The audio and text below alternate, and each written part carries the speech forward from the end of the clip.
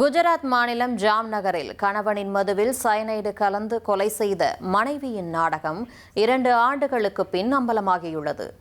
ஜிக்னேஷ் மாவடியா என்பவர் தனது மனைவி பிருத்வியுடன் ஜாம்நகரில் வசித்து வந்தார். திருமணத்திற்கு முன்பே பிருத்விக்கு நிலேஷ் என்ற நபருடன் தொடர்பு இருந்து வந்ததாக கூறப்படுகிறது. திருமணத்திற்கு பின்னும் இந்த உறவு தொடர்ந்த காரணத்தால் இருவரும் சேர்ந்து ஜிக்னேஷை கொலை செய்ய திட்டமிட்டுள்ளனர்.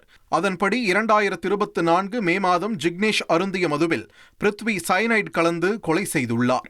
பின்னர் தனது கள்ளக்காதலனுடன் இணைந்து தொழிற்பேட்டையில் வாடகைக்கு எடுத்திருந்த காலி தொழிற்சாலையின் உள்ளே 12 அடி ஆழ பள்ளம் தோண்டி உடலை புதைத்துள்ளனர்.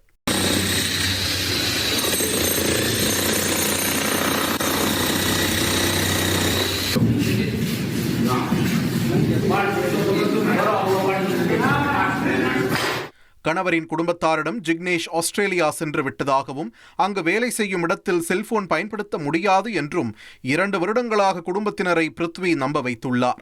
அவரது சகோதரர் அசோக் ஆஸ்திரேலியா சென்று விசாரித்த போது ஜிக்னேஷ் தொடர்பாக எந்த தகவலும் கிடைக்காததால் போலீசில் புகார் அளித்தார். தொடர்ந்து காவல்துறை நடத்திய விசாரணையில் பிருத்வி மற்றும் அவரது கள்ளக்காதலன் நிலேஷ் இருவரும் கொலை குற்றத்தை ஒப்புக்கொண்டனர். பின்னர் அவர்கள் காட்டிய தொழிற்சாலையில் தோண்டிய போது ஜிக்னேஷின் எலும்புக்கூடு கண்டெடுக்கப்பட்டு இருவரும் கைது செய்யப்பட்டனர். இனி செல்லும் இடமெல்லாம் செய்தி. தந்தி டிவியின் வாட்ஸ்அப் சேனலை ஃபாலோ பண்ணினா செல்ல இருக்கும் இடமெல்லாம் செய்தி.